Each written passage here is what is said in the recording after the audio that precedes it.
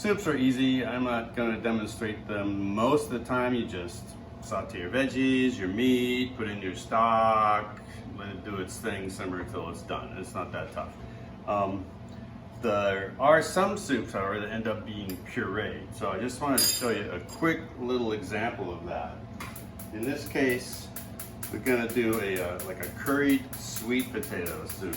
This is a Eastern profile, so I'm going to start with some coconut oil, which I'm now out of. That's because I love that stuff, and it loves me, because it's one of the healthiest fats that there is.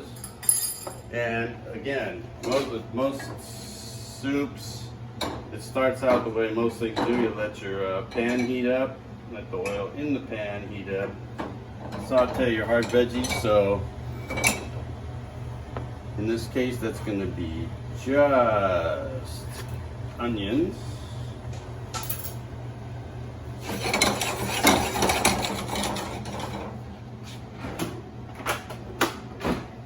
we saute those until they're soft, translucent. In this case, I'm going to add some garlic and ginger. Maximum antioxidant, anti-inflammatory goodness. You got that together with some coconut oil, and you're gonna live forever. Okay. The reason I wanted to do this, not just to demonstrate a moist heat technique, but to demonstrate another type of protein, which in this case, so I added my sweet potatoes, which are chunked up. Just put some water, add a little bit of salt, and we're going to let those go until the sweet potatoes get soft and we can puree it. At the same time, we are going to cook some lentils, because this is a curried sweet potato soup with lentils, which is a legume. A legume being one of your alternate proteins. So you've got your meat, you've also got nuts, which is a great source of protein, something I use a lot at lunches, put them in lunches with salads, for instance. Also legumes. In this case, lentils. So,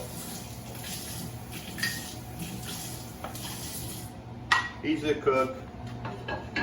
4-to-1, water the lentils, just bring it up. And then, so I'm going to cook those separately, because I'm going to be pureeing this and then adding the lentils to the finished product in the soup. So, and one of the things we didn't forget, by the way, with that soup is my curry powder. So, I'll add that now.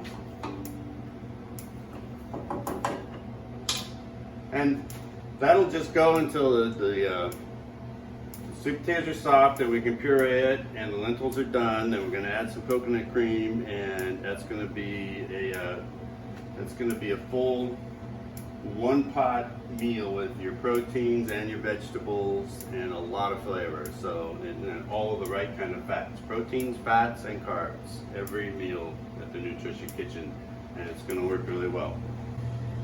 So our soup is ready to finish. We've got our sweet potatoes, our spices, and our stock, and our veggies. I'm going to add some coconut cream to that. Going to use one of our other favorite little gizmos, which is our stick blender.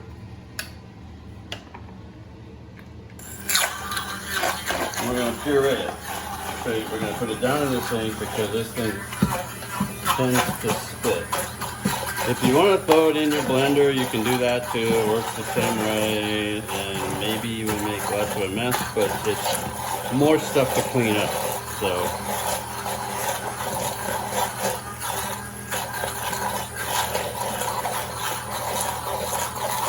So if you find a recipe that's calling for you to puree your soup, that's the basic technique. States.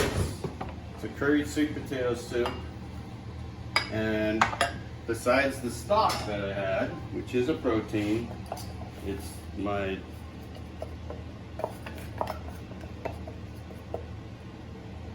lentils are finished. And I just throw that in there. And that is a typical wintertime lunch with tons of flavor, tons of antioxidant, anti-inflammatory spices, some great fats, and the right amount of proteins.